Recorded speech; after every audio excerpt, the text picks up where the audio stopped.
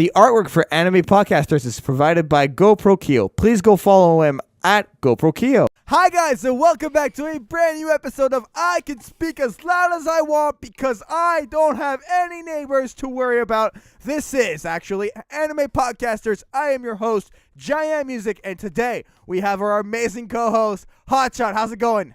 Hello, I'm your other co-host, or host, or other person who this podcast could not exist without. How are you doing today? I am very well. I am very happy. I'm back in my hometown. This is the original setup. I got my mic. I got my Mixcraft software. I got my M-Box. I got everything. I'm actually very happy right now. So honestly, I'm in such a good mood.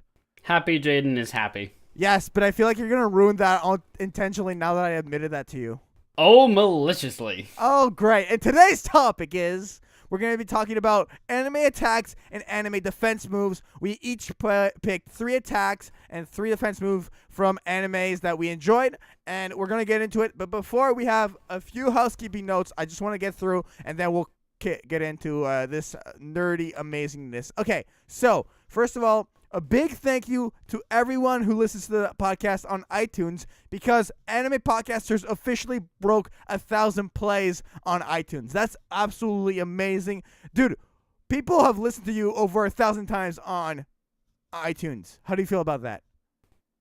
Whoop, whoop. Honestly, thank you guys so much. 1,000 plays is really cool. I actually never thought we would hit 1,000 plays on iTunes. It seems like a small number, but still pretty awesome. Thank you to our one fan. And Jaden. Thinking of the guy who just looped the podcast. But yeah. 101, 102, 103. Yeah, but seriously, guys, thank you so much for the support. Also, we are now on a website called listennote.com. The podcast, it's like a Google thing where people can just look up any podcast ever, and we're on that website now. That's really awesome, and it updates automatically, so that's really cool whenever we put out an episode. Another thing I want to go through very quickly is that Anime Podcasters last year during the summer we took a break just because I was moving to a new city and I wanted to record some podcasts ahead of time and all that stuff. That's not the plan anymore. This summer we are back. We're doing 2 episodes a month like the usual, and Hotshot's gonna be there and we're gonna have a very, very good time. We're back for the summer, Hotshot. We're not canceled. Yay!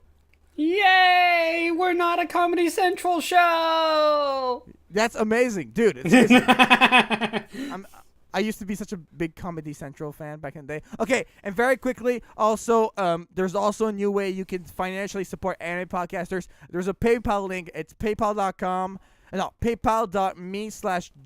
Jaian. If you donate through that link to that link on PayPal and want to directly support anime podcasters, please tweet at me and let me know that the donation is for anime podcasters so I can split it amongst the GoProkyo, Hotshot, and myself since we all work on this podcast. And so that's everything I wanted to mention. Let's go right into the topic. So today we're talking about anime attacks and anime defense moves. Like I said, we picked some 3 each and 3 of each. And before we go into this, Hotshot, what went into you picking these different attack moves and defense moves? Like, what was your process? So I kind of had a process technically for both of them. For defense moves, I basically based it off of, will this throw the enemy off balance or will this protect me in some way? And for the offense, I basically asked, will this fuck my enemy up? Okay, so pretty straightforward. Yeah, it's attacks. It's not going to be like a very, okay, so if I divide the y-axis by x equals yz, now I'm going to be able to punch you in the face so hard that the space-time continuum is asleep, and I will tell everyone why we're doing this if he doesn't wake up. Yeah, for sure. That sounds very interesting. Yeah, that's cool, bro. Cool. Actually, I kind of do want to do that, if I may. Oh, you just woke up from a nap before this.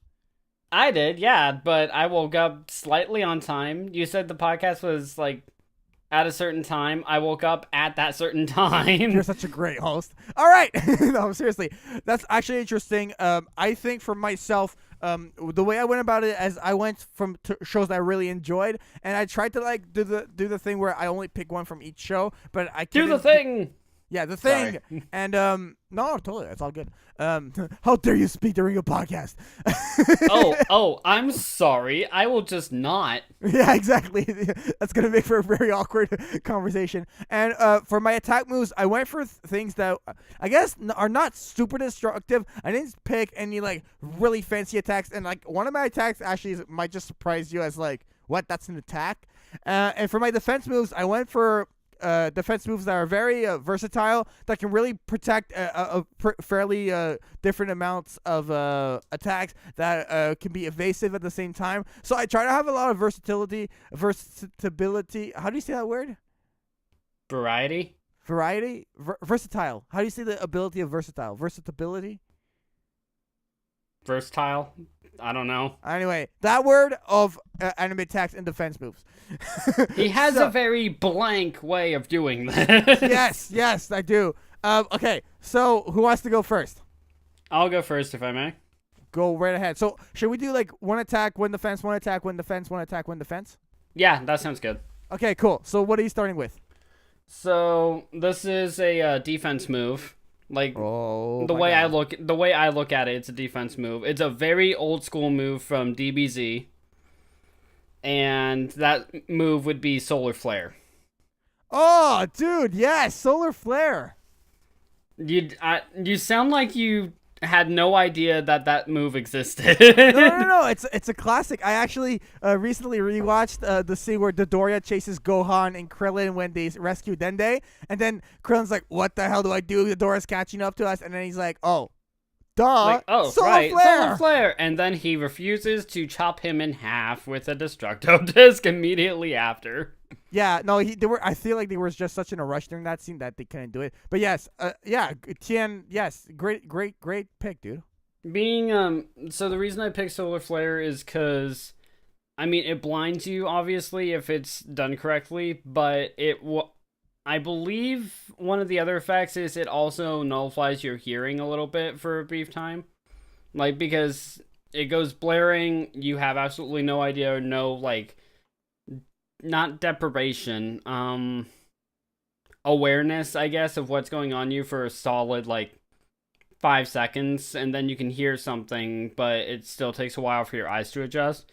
So imagine someone competent using Solar Flare, and then the second that their enemy is blind, you beat the shit out of them. Like, imagine, I don't think he ever did this, but imagine Goku doing a Solar Flare like on Cell, and then immediately following up with a Dragon Fist. I mean, Dragon Face has a charging point, but like I get what you mean. Like it could be like a 1-2. Like you use the Solar Flare as a like launching point for a more destructive blow. Yeah. It can also be a thing where you warn your ally, okay, I'm gonna do a Solar Flare. You hit your enemy with the Solar Flare, and then your ally is charging up. Like let's say like Goku and Piccolo are doing something against Raditz. Solar Flare on Raditz, Raditz is blinded, and Piccolo has time to charge up his special beam cannon, and boom. I'm a charge in my attack. Basically, I actually really enjoy this attack. It was actually used in the Tournament of Power. Goku used that at some point. But actually, there's something actually really interesting about this attack I want to add on to. In Dragon Ball Super, Krillin invents a improved version of the Solar Flare. How do you mean improved version? So what he does is it's called Solar Flare times 100. Oh, Lord. I know it's like Kamehameha times 100. It's very GT-esque in that way, but trust me, it's good. So what he does is he flies up and he goes like basically, let's say he uses it against Gohan when they're training for the Tournament of Power. Gohan like is trying to like attack Krillin and stuff, and Krillin jumps in the way where when Gohan's looking at him, he's facing directly to the sun, right? And so with the sun already blinding you, Krillin charges up a super powerful Solar Flare. So in combination with the blindingness of the sun, you get like even more blended by the Solar Flare. Okay. So using the flare. reflection of the sun to bounce it off and then blind you even further. Yeah, it's just you're using the sun's reflection to like further increase the Solar Flare. Okay. There actually is one old school reference. I don't know if reference would be the right word for it, but there's one old school appearance of the Solar Flare in DBZ that actually made me think of it. Do you remember the Tournament of the Dead in DBZ? Like after the Cell arc, when in Otherworld. yeah, in Otherworld, like Yes, with all the yes. Kais coming together. Yeah, PyCon and stuff, all those guys. Yeah. When Goku used the solar flare on the fish guy. I don't remember this. You don't remember this at all? Not at all. Please remind me. I think the fish guy was from the South Quadrant, and nobody really saw him as a threat. But then he used a move that made the entire arena into water, and then he was a force to be reckoned with. But Goku, when he got a chance, flew up into the air and did a solar flare, and immediately followed up with a Kamehameha.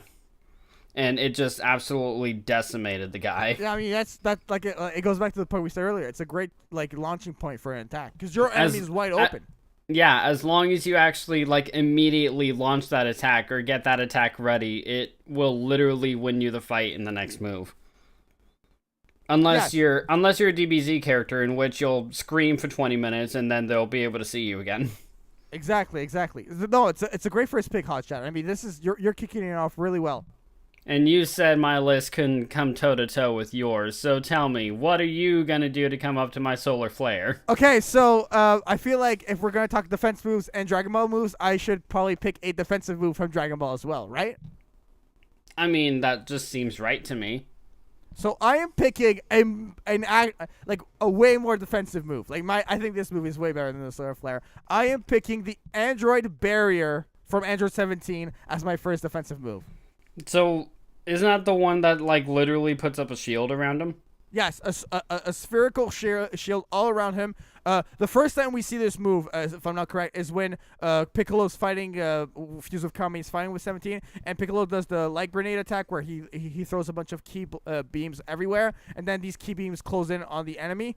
Android 17 just needed to put up that shield, and you're covered on all angles. And if you actually watched the Dragon Ball Super tournament arc, I always reference this arc. I feel like you always reference this is your like okay. So every podcast I have to mention that I mentioned the Tournament of Power and that Black Star sucks. But every podcast. Android 17 absolutely abuses his technique, and it's so useful. Like in so many moments, he uses it. One of my favorite moments he uses it is like towards the end of Tournament of Power, where Android 17 was fighting against Jiren, right? And Jiren was the big final guy that no one was able to damage. And Android 17 comes up to him and does this really powerful beam in his back and actually damages Jiren for the first time. That's the first time someone actually hurt Jiren. And like everyone was like, "What? Jiren's damaged? Oh my god! Wow, that's insane!" And towards the end of the final episode, actually, he does this the same move towards Jiren. He grabs onto Jiren and he's about to blast him with the same attack, and Jiren's like, "That's not going to work a second time." And so what Android 17 does, he uses that shield to shield himself to close himself and Jiren within the blast. You see what I mean? Yeah, so he damages himself and Jiren, but it really hurts way more that way. So he uses it in so many different ways. But that brings up a question that I have about Barrier. Go ahead. Doesn't it restrict your movement? Like you have the barrier up, but you can't move. You're protected, but you can't move. He can move. You can? I thought you were just locked in place. Well, I remember when he was Topo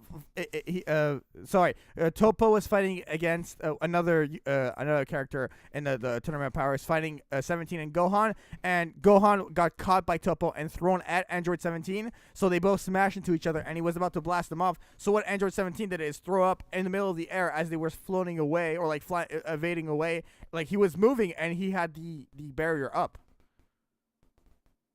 But can he only fly, or can he like move forward, or? Yeah, he can move around with the barrier. Like in Dragon Ball Super, at least he can. Okay, but do you know if he can in DBZ? I do not recall that being the case in DBZ, but Okay. I know that he can. Like there was literally moments where he was running and like getting blasted, and he would just throw up the shield, and like it's a really like just quick boom, like it's up there. The only thing is with the shield, that obviously it can crack and break. Like there was many moments where like Jiren's attacks were like cracking the shield, or like Android 17 like shield wasn't able to like sustain a certain attack. Like it happened a lot. Another thing that's really interesting is when he was fighting Anirasa, this like ultimate fusion of like half of the members of one universe. He used the shield around. So it does have a limit, and it can be broken. Yeah, I can't. Yeah, I mean, this attack's not gonna be perfect. It's not perfect. Cell. Okay, sorry. Like, yeah, no, you're right. It's just a fucking android that won the tournament of power. Yeah, yo, Universe 17 was like the MVP of Universe 7. Like, I do not care what anyone says. So to go back, he was gonna punch this enemy, and to protect himself, he put a barrier around his hand, and he punched him with the barrier around his fist. Right, it still damaged him though. So the like I said, like this shield is not like the best ever, but it's still very efficient. So I mean, it's not the greatest one in the world, but it will definitely get the job done, if not more. Yeah, it's a great energy shield. It's super versatile. Like, just a really good attack. No, yeah, and I'm gonna say that's a good one to start your list off too. I think the way that we're kind of doing the list is the fact that my move will literally give someone the upper hand, and your defense moves will literally protect them. As opposed to, like, okay, now I have the advantage. Right. You know what I mean? No, I see what you mean. That's everything I had to say. If you want to go to your next pick, I am listening. All right, so I'm gonna start off with my my first offense move then. Okay. So this is a move I recently saw for the first time, and it's an anime that I'm already in love with. From My Hero Academia, I'm going with All Might's plus Ultra Punch. Yes. For some reason, I was in, like, defense mode. I was like, how's that defense? And I was like, wait, no, he's talking about... It's like, no, I specifically said this move is one to fuck you up. I'm like, how does this punch defend him? I was trying to... That's literally my thought. But yeah, obviously, great offensive attack. Go ahead. So the reason I'm picking this one instead of All Might's usual smashes, like Detroit Smash, Texas Smash, etc., is because... this move has only made one appearance that I've seen so far, at least. Like, again, I need to catch up on Hero, but bear with me here. But the one time I've seen the plus Ultra Punch, he uses it on an enemy that was literally engineered to withstand and kill All Might, but he Shock strikes... absorption. Yeah, but he strikes him with this one punch... and all of his other punches literally weren't doing a whole lot to this other guy. He hits him with this one, and it easily sends him flying into a Team Rocket blasting off again. Basically, only this time, he literally made a rocket. Because yeah, he is just gone. Which, that's when he uses it against a guy that was literally engineered to kill and withstand any attack that All Might has. That makes me wonder, what if he used it against someone else? No, obviously, like, good point there, because that person would be basically destroyed. But the thing obliterated. Yeah. Probably a flick of All Might would probably, like, decapitate someone easily. I mean, one of the heroes? The kids? I mean, if he meant it to, like, imagine if All Might was a villain. No, I hear what you're saying. The thing with that fight, though, against Numo is that Numo's abilities, quirk, was shock absorption, right? But there was no specific limit to what he could take. So it was just like he could resist what All Might was like what they knew All Might's limits were. So All Might basically had to go above his limits, and that's what he did with that punch. And so this is kind of a limit breaker, destroy your enemy, like final hope, like All Might smash. And it's a really cool attack move. Definitely, I do enjoy it. I do feel like it's standard. If you say it's a bit overpowered. Dude, we're talking about anime attacks here. I'm not. They're all going to be a little overpowered. I feel like it's standard. It's just a punch. You know, you can like reduce it to its basics. It's just a punch. Okay, yeah, fair enough. That's my one nitpick at it. Okay, I won't say you're wrong for that, because you're right. At its core, yes, it is just a punch. But the part of it that impresses me so much is just the fact that he literally does it against a guy that has shock absorption. So his quirk is literally taking as much punishment as anyone can dish out, really. Yeah.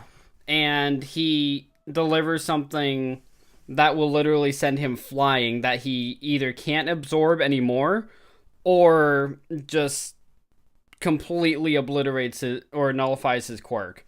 Which that's the thing that impresses me because like after I saw that punch and after you just brought up his quirk was shock absorption, it made me wonder what if he used this move on like the guy with hands all over his body. True. I see what you're saying. There's a reason why he's not gonna take on all by himself. Yeah, but the thing is, no. There's a reason this guy was biologically engineered. But like talking about My Hero Academia, like I'm watching the third season so far. I'm not gonna spoil anything, but I'm just gonna say, I prefer season 2 over season 3 so far. Okay. Honestly, yeah, I feel like there's a lot of rehash. Like they're going through they're kind of like rehashing what's already happened. In a sense, I know they're like getting stronger and stronger. Like I'm enjoying it. It's good, but I feel like it's kind of a repetitive. Yeah, exactly. Right. And just throwing this out there, in season 2 right now, I think I'm on the third one-on-one fight for the tournament. Oh, it's gonna get good. The tournament gets so good. Oh, I have absolutely no doubts. I love tournaments in anime. It's great. Okay, it's my turn? It's your turn for a move to fuck someone up. So, this move is Boo! sort of offensive. You could use it for defense, kind of. It's kind of very versatile again. I am picking a move from Naruto. I'm picking a move from Kabuto. I am picking the Feather Illusion Jutsu. Oh. What? Nothing. Go ahead. Is it not good? Go on. Guys, do you not like it? Impress me. So you're not impressed already? Impress me. The fact of the matter is, had I said Kamehameha, you'd be like, oh, yo, bro, good pick. But, like, no, I almost picked the freaking main one, and you're going to be like, oh, that's kind of, like, lame. Like, I could hear it in your voice. Go on. Exactly!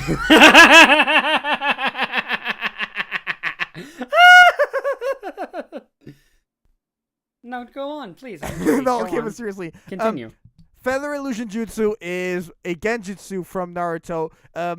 The one time we see it used is during the Chunin exams, while the Sand Alliance is taking over the Leaf Village. It's the first move to put everyone to sleep in the village.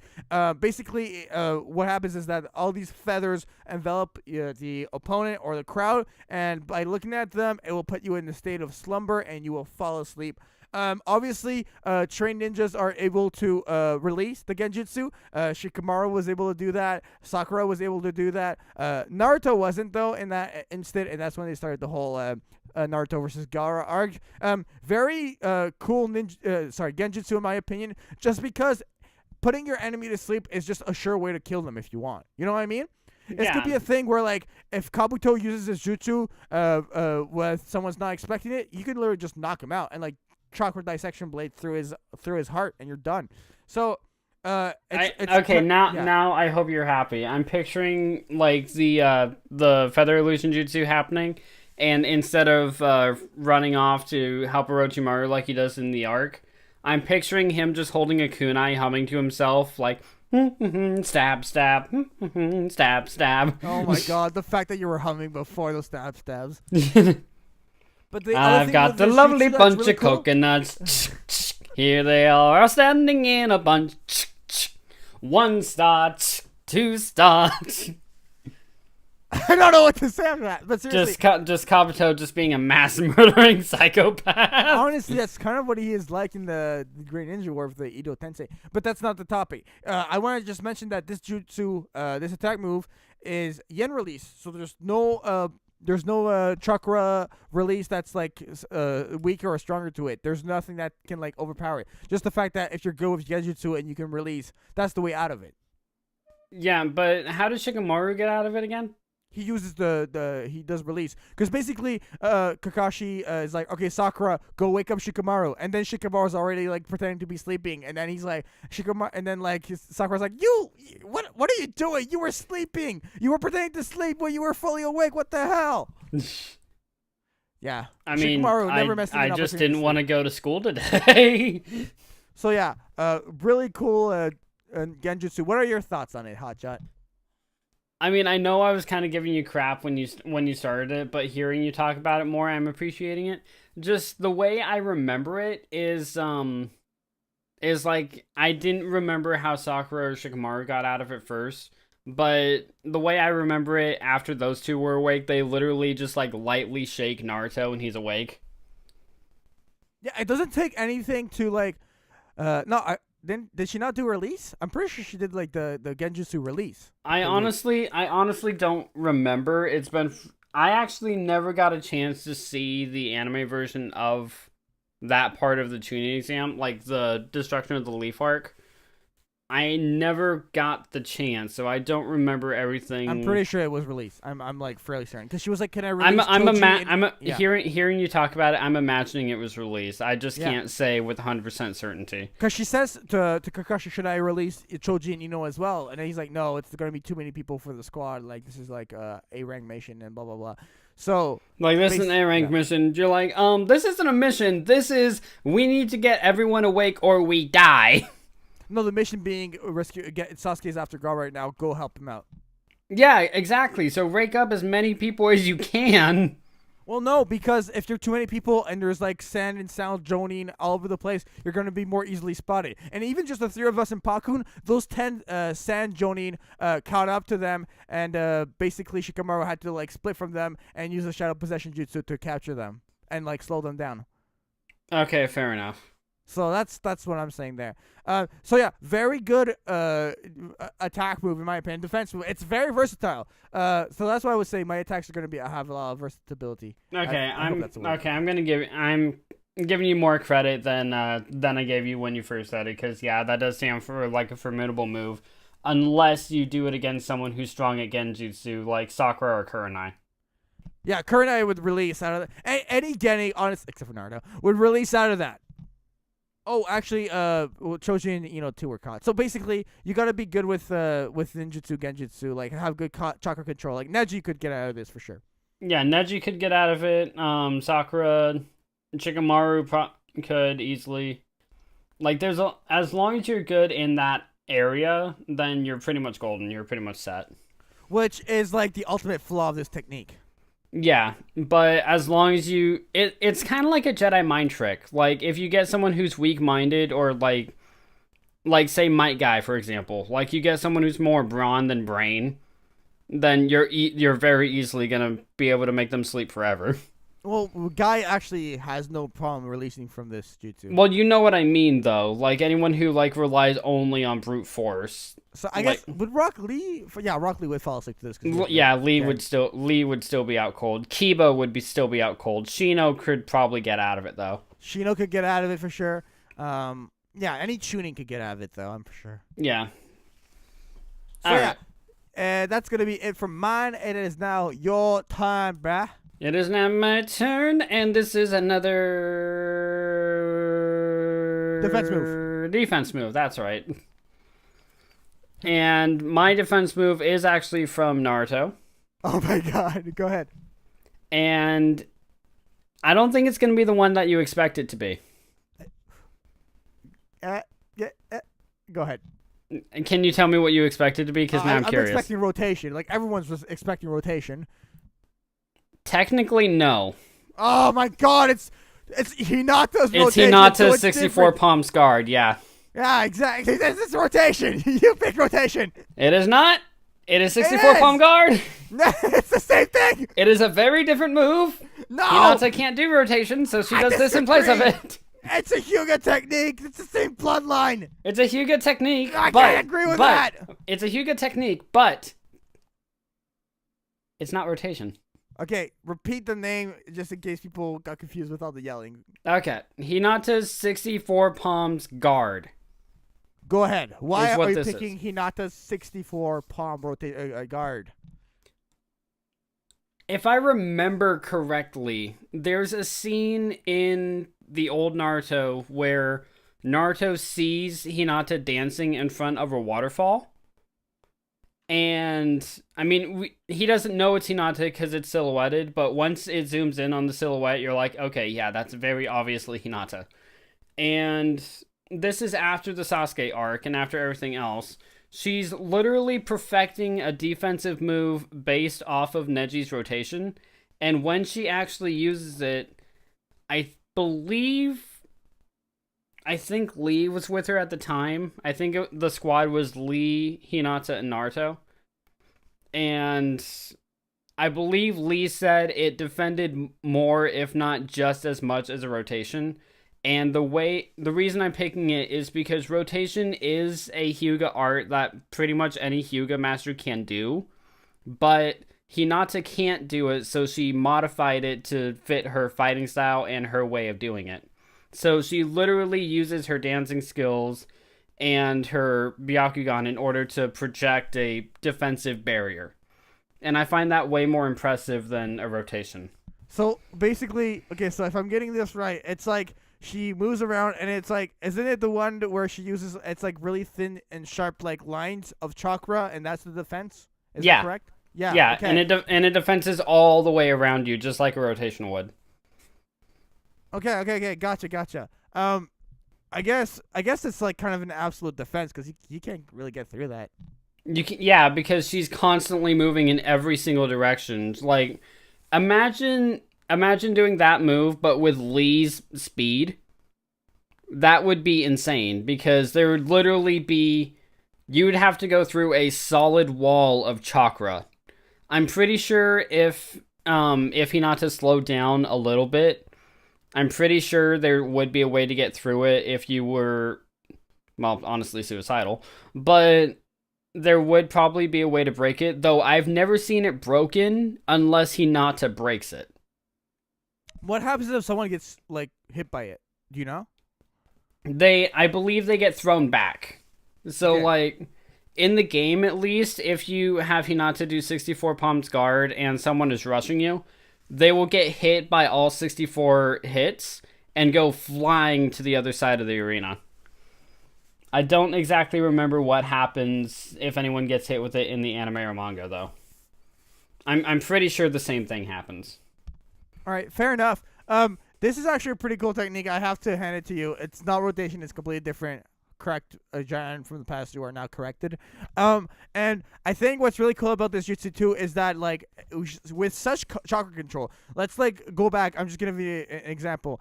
Neji, when he was fighting Kidomaru, he was able to emit chakra blades from any point of his body. That's why he got out of all those webs, right?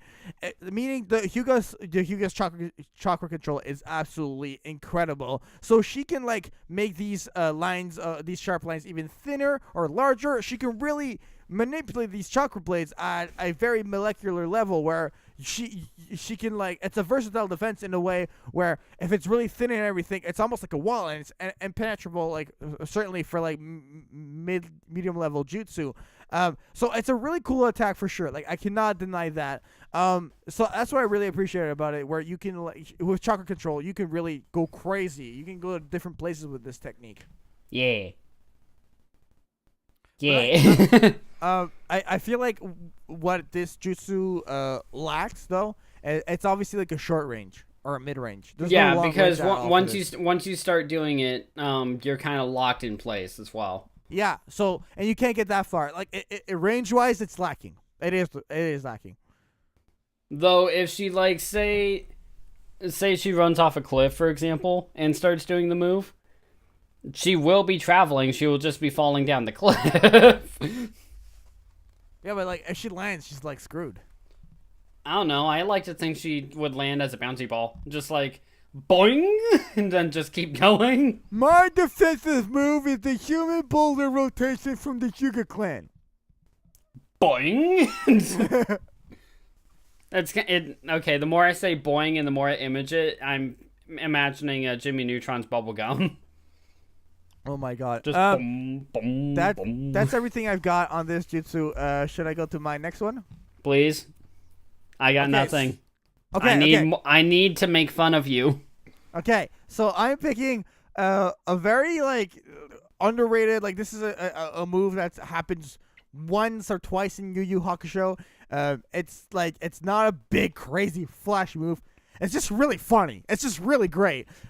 This is a move used by Kurama. It was used on, if I am not mistaken, what was the guy's name? I'm trying to remember. What was the guy's name? Uroto? I I think was the person's name. It was during the Tournament of Power. Oh my god, the Dark Tournament. There was no Tournament of Power in Yu Yu Hakusho. Yes, there is. There's a tournament of power in every anime ever. Yes. Jaden has made this abnormally clear. Oh, yeah. The Pokemon League, tournament of power. The tuning exams, tournament of power. Basically. So the move is called Seed of the Death Plant. And the way this works is Kurama flicks a little plant like bead at you. And eventually, in combination with his DM power, you turn into a plant. Like plants will start growing out of you, and you're done. You're killed. It's like an instant kill kind of thing. Like if you get hit by this thing, you get hit by this thing. It's like, ow, what was that? Whatever. 5 minutes later, Christmas tree. Wait, so how is this defensive? Wait, am I not doing an offensive move? I mean, I just did defensive. I thought you were working off that. Crap! I made my offensive move. Da. Jaden. I'm so out of it. Okay, well, oh, dude, my bad. I kind of screwed everything up. We'll work off it. Keep going. Yeah, okay, so this is an offensive move. So, for me, this move, what's really cool about it is the way it's just an instant destruction, you're done. And it's to take out weak enemies, it's perfect. You just flick these little beads of plants at you, and you're done. So, very simple attack, but very cool. I honestly have nothing to say. The only reason is because I've never seen the move in action. That's the only reason. Right. But I mean, it sounds kind of simple to get around, though. How does it, like, if you get hit by the plant, 5 minutes later, your trees will grow out of you. It's like a perfect thing. It's an instant kill. It's a guaranteed win. As long as you get hit by the seeds? Yeah. Then don't get hit by the seeds. Yeah, but people don't know that specifically. This is a move he doesn't. This is not one of his main moves. This is just like a little side thing. Oh, okay, so no one expects it. Okay. Yeah, I can't really say that's easy to get away with then. The thing is, like, it's not like a Kamehameha where you're like, okay, as long as I step 3 feet to the right, he can't get me. Yeah, exactly. This move is, let's say you're beginning the battle and you're like, hey, I have a little joke for you, and you flick this at him. He's like, what was that? Oh, just a little rock. Don't worry about it. They start fighting. 5 minutes later, boom, you're done. He's like, bye. Death Note has nothing on this. Basically. It could be a cause of death, turns into a plant. Cause of death, tree. But yeah, so that's basically the attack move. Okay, I'm trying to figure out here. You so far said... I've said 2 defensive moves and 1 offensive move. You have said the exact opposite. You have said 2 offensive moves and 1 defensive move. So where do we go from here? I go on offense. And then I'll go defense? Yep. And then we'll have one of each left. Yep. Okay, that makes sense. Okay, cool. So you're picking an offensive, I'm picking a defensive. That's what's happening, right? Yep. Okay, perfect. Your turn, Hotshot. My turn. For offensive move. Let's see. How can I offend you? Get it? 'Cause offense. Offend.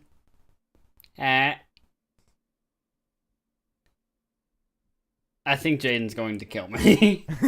No, I just want to make an awkward pause. Okay, sorry. I thank you for that, actually. Your turn.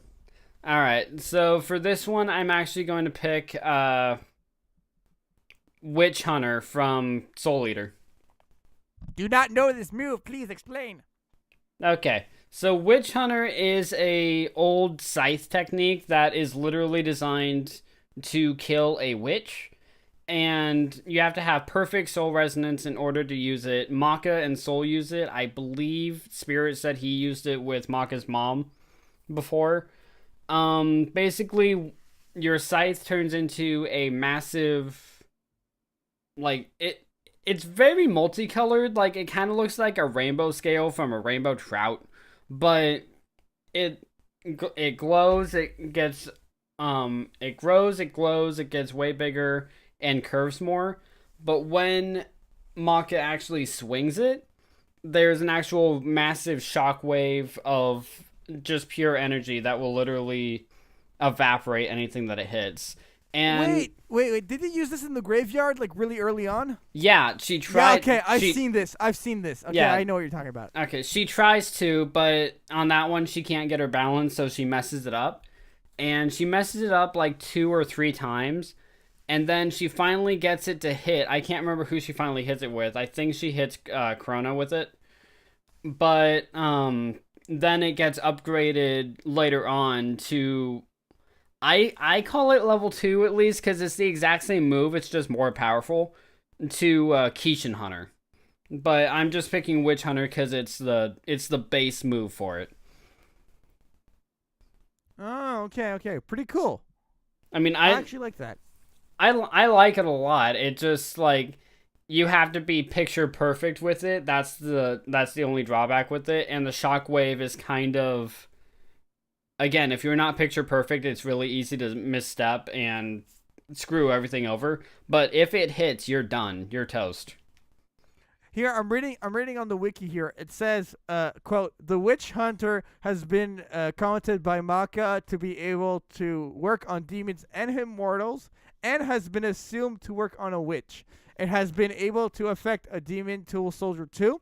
The technique has also been seen to be able to cancel out magic spells emitted from a witch. So it's basically a good way to get around a tough situation. Yeah, like this is like Witch Hunter to a witch in Soul Eater is a wooden stake to the heart to a vampire in any other monster multiverse. Okay. Yeah, I see what you mean. But again, it's easy to misstep, and I believe it kind of works on Spirit Bomb logic, where it only hits like those with wicked or corrupted souls, like witches or Kishin, stuff like that. So like, right. so like if she hits, say,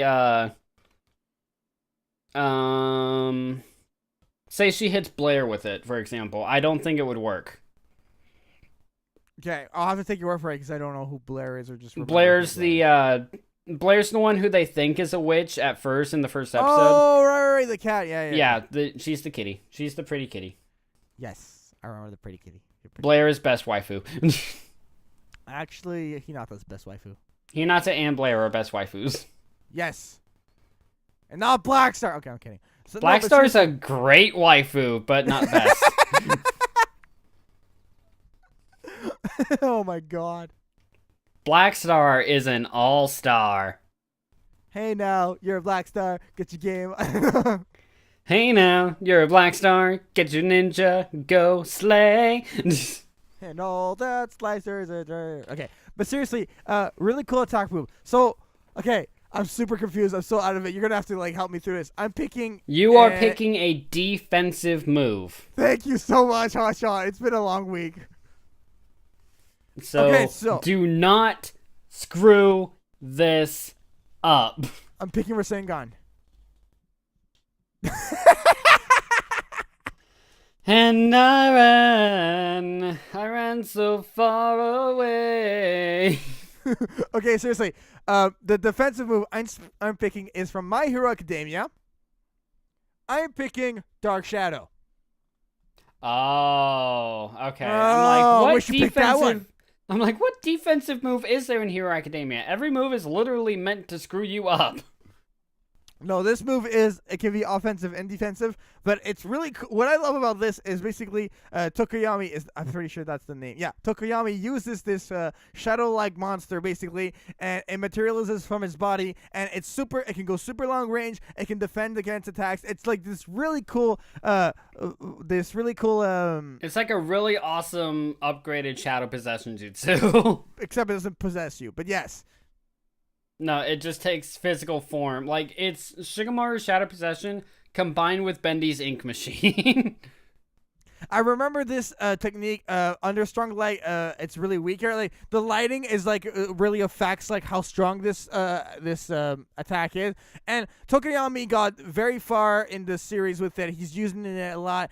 He's a really strong fighter with it, and I really enjoyed seeing him use it. And he's really smart. Like you'll see in season 2 as you're watching right now. Like he uses it very efficiently. Very smart fighter. It's a really cool like this attack is this defense, sorry, is really great because it lacks no range. It's very short range. It can go super far, so it's really well complete. And if like some homing attack is moving towards you, you can get the bird in the way, and boom, it takes care of it. It can also like grab things for you and throw them in the way. Like you could really be smart about how you use this. So it's really, really good in those ways. And it's very complete. There's nothing that can really like trap this unless you like plan a specific strategy against it. So yes, there is. Oh, go ahead. Extreme sunlight or extreme light. Like I said, the sunlight is the only weakness. Yeah, but it doesn't even like just have to come from sunlight. You remember what he said in the tournament when the electric guy did his? Remind me. He said that if the electric jolt from him was any brighter at all, it would have completely destroyed Black Shadow for like the remainder of the fight. Black Star, yeah, for sure. I heard that. So like for anyone to have a really strong light quirk like electricity, for example, or if someone were to use like a really like say Momo, for example, made a really strong flashbang, that could probably disrupt him. If someone had a really high power flame move, that could probably disrupt him. Like anything that is solar flare, for example, from DBZ would definitely destroy him. Your defense move would destroy my defense move. Is it really a defense move? No, but seriously, that's like, is it? Yes, because it gives me the upper hand, and then I get to punch you in the face and then run away like a little bitch. Your words, not mine. Yep, my words. I run away like a little bitch. So. In all seriousness, very complete technique. Obviously, the lightning being the key weakness. But like, I feel like any move, whether it's offensive or defensive, needs to have a little bit of counterplay. Like, you need to. Yeah, I mean, no move is going to be 100% be able to get through, especially defensive. Like, again, Dark Shadow, as long as you're in a bright light, you can disrupt him. 64 Palms Guard, you can't move while you're doing it. Solar Flare, if someone keeps their eyes shut while you're doing the move, it will completely do nothing. Or if you turn around. Yeah, like Solar Flare. Nope. Or wear sunglasses. Maybe that's why Roshi always wears sunglasses. Oh yeah, totally. No, but seriously, like Solar Flare, and then he just keeps walking. Oh my god. Is there anything else you have to say, Hotshot, or can you go to your next pick? I'll go to my next pick. Okay, is that what I sound like? Yes. Oh my god! Imagine if I actually podcasted with that kind of voice. Hello, everyone. Welcome to another podcast.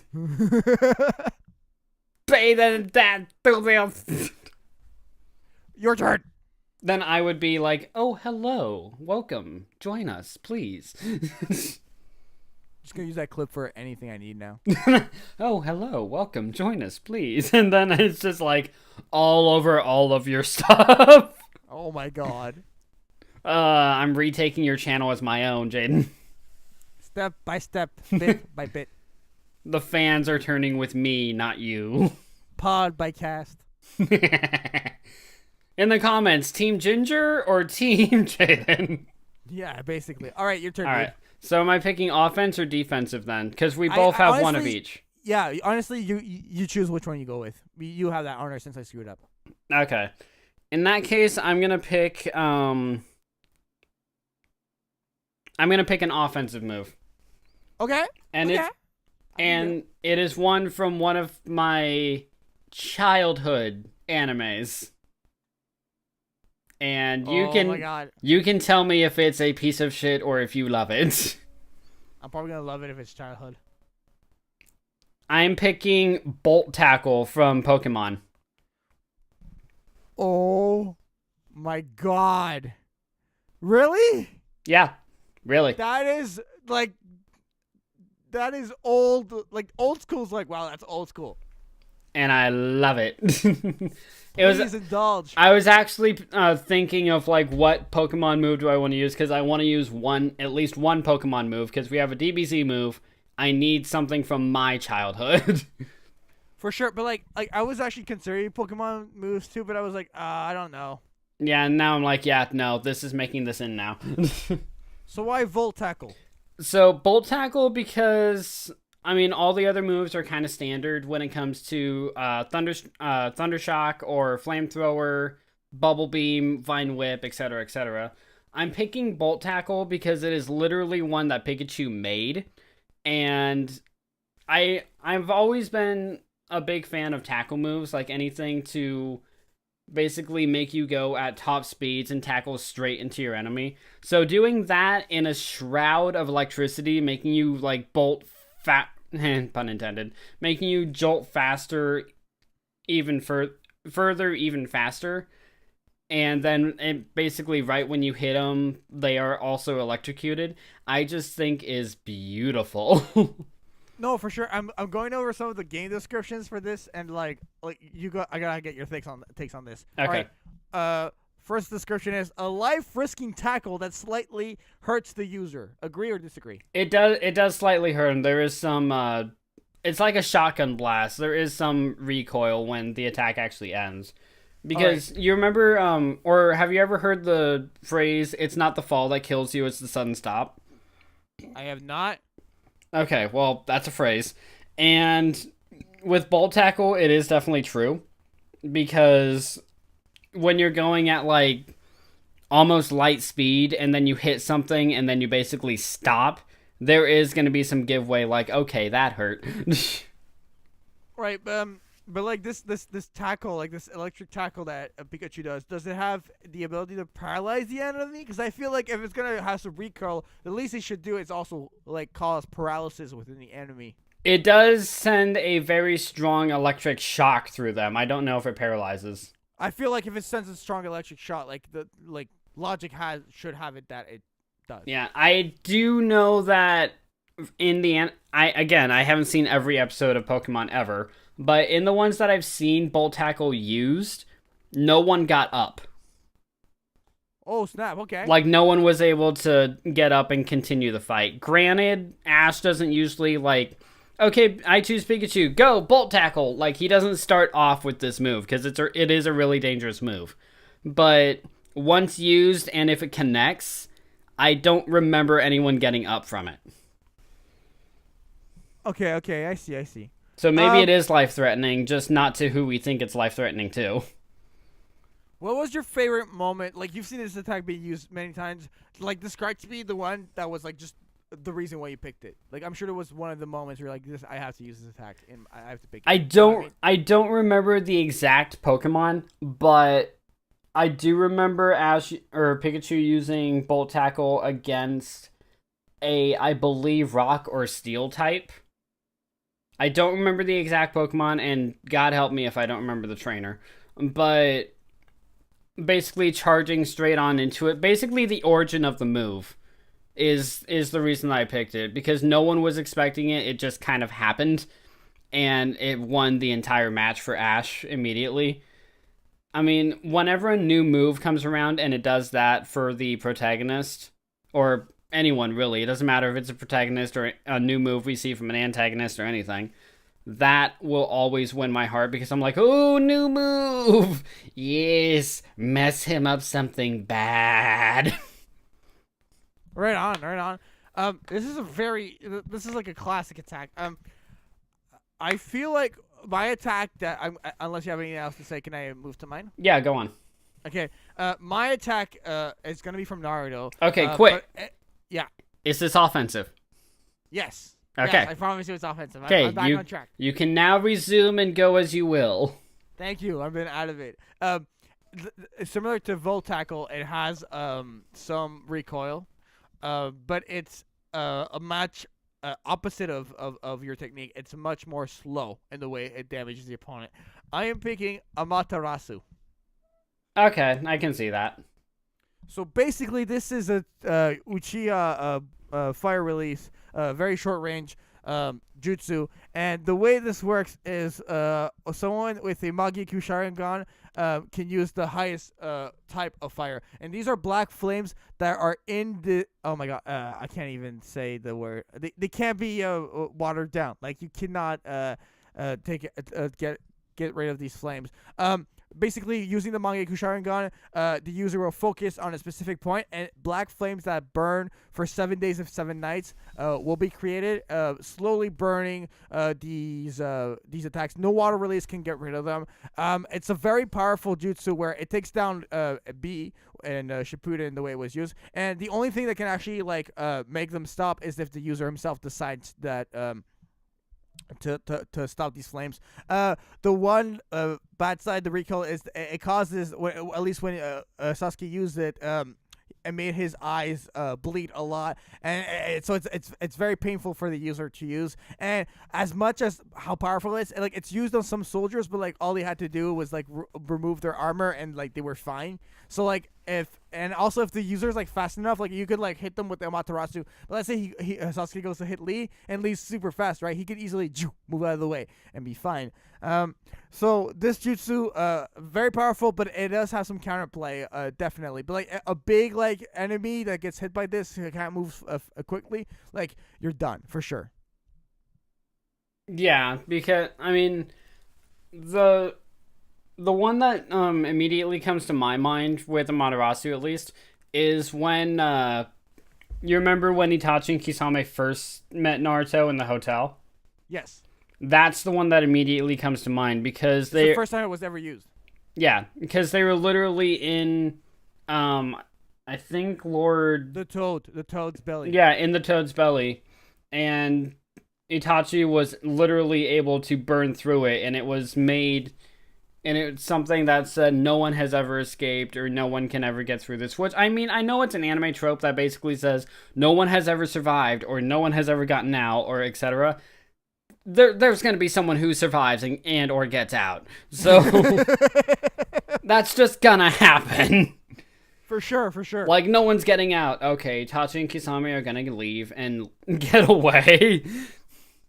But, I mean, on that note, it's also, like, the first time that that's ever happened. Like, even though you expect it to happen, the way that it happens, you don't really see coming. Plus, right. It actually does help that that's Itachi's, I guess, personalized, or his Sharingan specific ability is Amaterasu. Like, Sasuke can't use Amaterasu until he has Itachi's eyes. Until has you need the Mangekyou Sharingan to be able to use this jutsu. Right. But when Sasuke has... Wait, Sasuke had Mangekyou before he killed Itachi, didn't he? No. He didn't. Okay, he just had regular. But when he actually has his eyes, he's the only one who's actually able to use Amaterasu. Just like Obito and Kakashi are the only ones who are able to use Tsugumi? No, I know what you're talking about. The one that like it brings them to a new dimension. Samui or what's that word? Kamui? Kamui. Kamui. Yeah, something like that. Yeah. Frankly, I don't care enough to get the actual word right. But I actually want to add to this. Sasuke also has this other ability that works in combination with Amaterasu, called Inferno Style Flame Control, and it like dictates the shape of the Amaterasu flames. Yeah, which is freaking insane. Basically, a perfect example of this is when the fourth Raikage was gonna go to like lightning strike Sasuke down when he was like at the Kage Summit, and he had his Susanoo, and he just used those flames to like make sure like he would like get rid of his leg, and then Gaara stops it. So it's a really very powerful technique for sure, and it's a slow killer. It is a very slow killer. The perfect move for the most emo character to ever come out of an anime except Light Yagami. Light Yagami. Let's be honest. Light is the best emo waifu. All right, no comment on that. Your turn. Really? I thought you'd have a lot to say about one of your favorite animes of all time of me calling your favorite character a waifu. Your turn. Alright, this is my final defensive move, yeah? Yep, me too. Okay. So, since we have all of these moves from Naruto, I'm going to not say what my original was and instead go to my backup, which my backup is actually going back to Dragon Ball Z. Oh, snap. And it is Goku's instant transmission. As a defensive move? As a defensive move. I mean, okay, go ahead, but I don't agree that it's defensive. Do you think it's offensive? I just don't think it's like an attack or defense. Well, remember, what went into... It's a transportation. Well, remember, what went into mine was something that will give your character an upper hand in the fight. And transporting away from the fight, like whether it's directly behind your enemy or like in the bushes so you can strategize or a strategical retreat, it helps. And that's why I think it counts. Fair enough, but like I remember the founders of this technique are Yardrats, and I don't remember them being specifically fighters. No, well, you're right on that. But Goku definitely uses it way more often than not in fights. He does. Like, he does. I mean, there is one specific one that I'm imagining of instant transmission Kamehameha. When he literally blasts Cell away with a Kamehameha after instantly transmitting right in front of him. So it can be combined with offensive moves, right? But if you just use it to get away or escape danger, then it helps you survive longer in the fight. And whenever Goku uses it, unless he's just like walking around and teleporting, whenever he uses it in a fight, he usually uses it to get away and to get to a better vantage point. Right. I feel like a more defensive move from this instant transmission would be the afterimage technique. That's a more, like, you know what I mean? Oh, okay. Actually, yeah, I think that one would be a better pick, because my original pick, believe it or not, was actually very similar.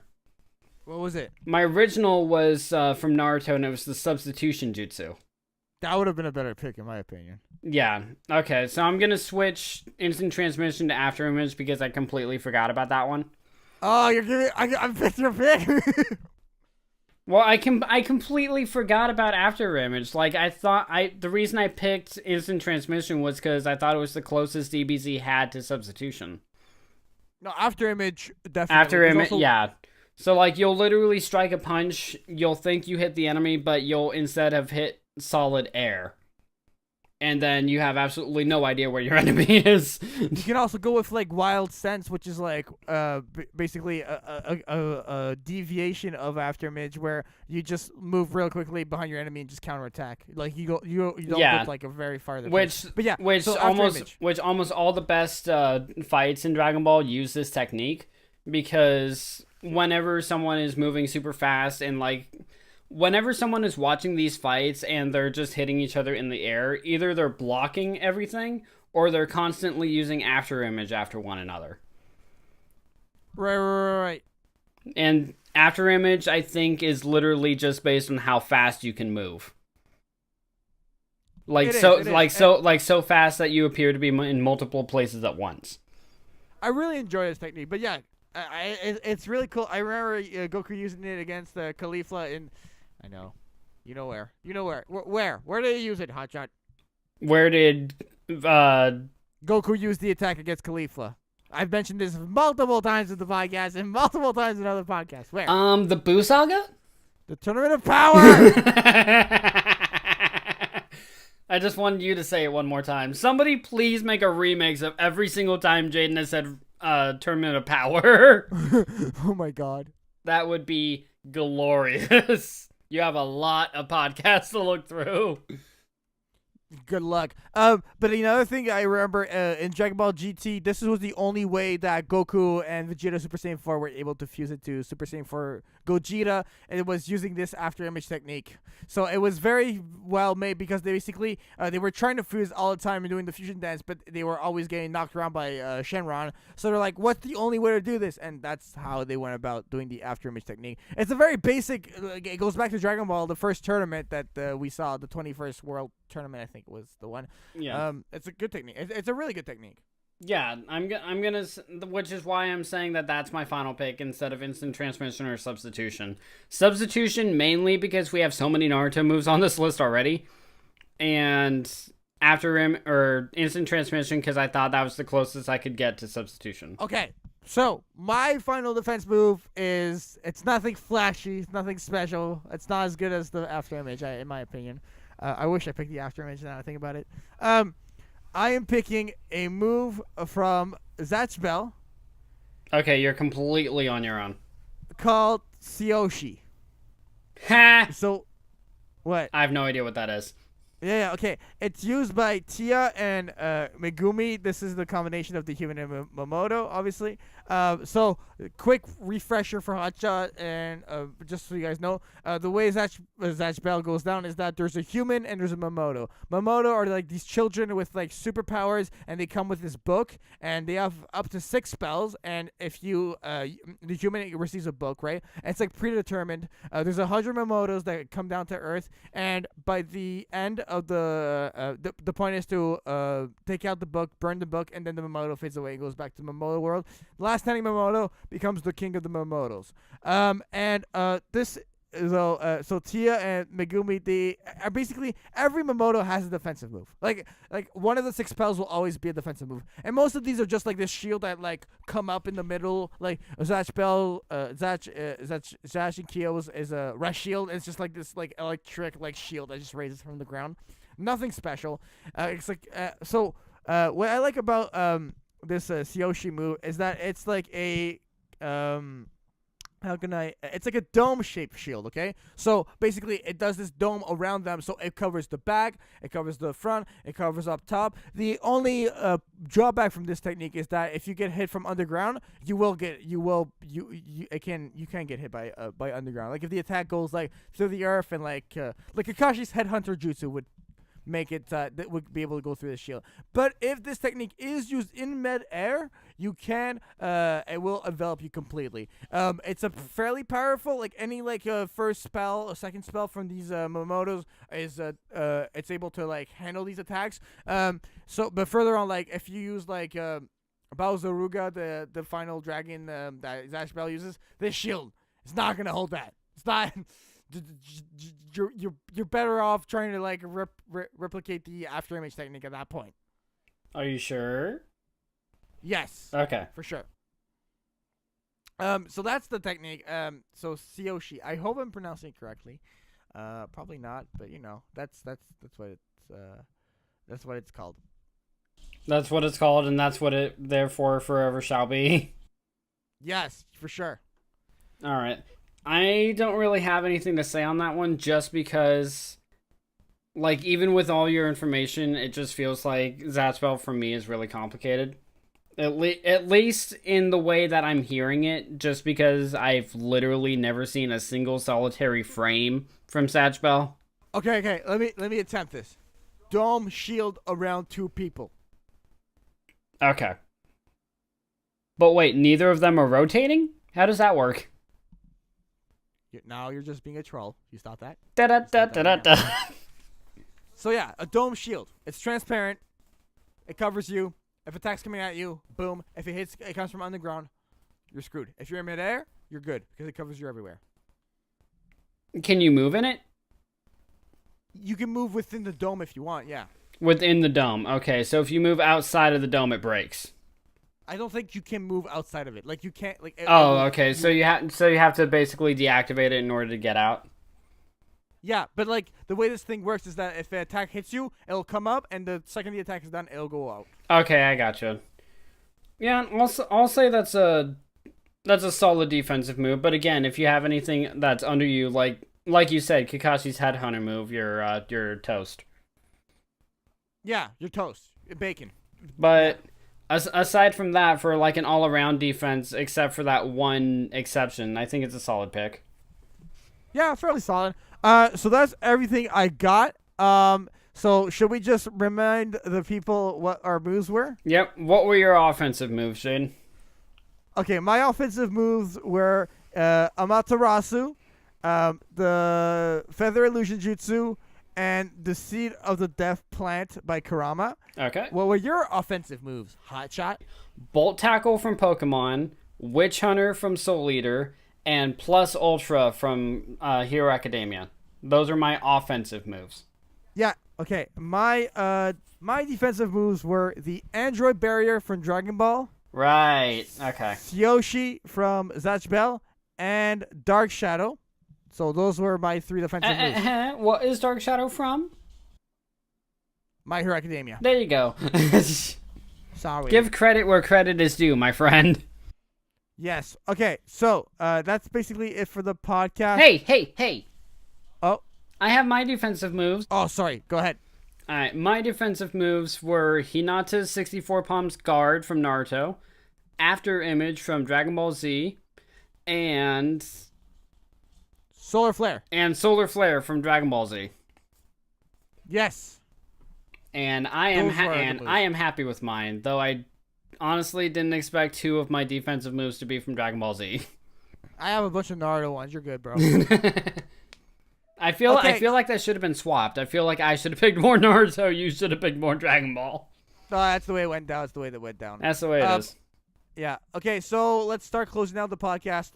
Let's see. So thank you so much for listening. You can download the podcast on iTunes and SoundCloud, and the artwork is provided by GoProkyo. So please go follow him on Twitter at GoProkyo. Hotshot, where can people find you online? Well, hold on. Before I get into all that, I just want to say, I know Jaden said this at the beginning of the podcast, guys, but again, thank you so much for over 1,000 hits on iTunes. I mean, like he said, it may seem like a small number, but to us, it really means a lot. That means at least 100 clicks have been happening with iTunes in order to hear these silly little conversations with us just going back and forth and yelling Black Star and just our running jokes all over the place. So again, thank you so much for clicking and listening to us. It really means a lot. And you guys love you. We love you. And you guys can actually go ahead and find me over on my channel, which there isn't much, but soon there will be. And my channel is named Hotshot Ginger. And I'm going to keep you guys posted on what's going up on there right when I can. So just be patient with me on that one. You guys can also find me right here on Jane's channel. I'm actually part of another YouTubers group called Wolf's Pine. So when those videos get up, you guys can also see if you can find me anywhere in there. And I'm in yet another group called Nostalgia Brothers. That's one that I'm doing with GoProkyo and another friend of ours. And we do Let's Plays, like couch-style Let's Plays. So go ahead and check those out when you can. I'm basically all over. You can never escape from me. That's just where I am on YouTube. On Twitter, I'm just under Caution Ginger and nothing else. Yes, and so if you want to see all the videos, I'm sure Hotshot will tweet them out on his Twitter. For myself, I am at JaianMusic on Twitter, Facebook.com/JaianMusic, YouTube.com/JaianMusic, and so that's all my links. Go follow and all that stuff. I really appreciate you guys. Next episode, I don't know what we're going to do yet. I have a couple of ideas for topics, maybe another Q&A. We'll see. So that'll be it for this podcast. Thank you so much for listening to Anime Podcasters. We wish you an amazing day, week, wherever you are, and we will see you next time. Bye, guys. We wish you a happy evening. We wish you a happy evening. We wish you a happy evening. Now listen to us again. Bye. Have a good night, guys.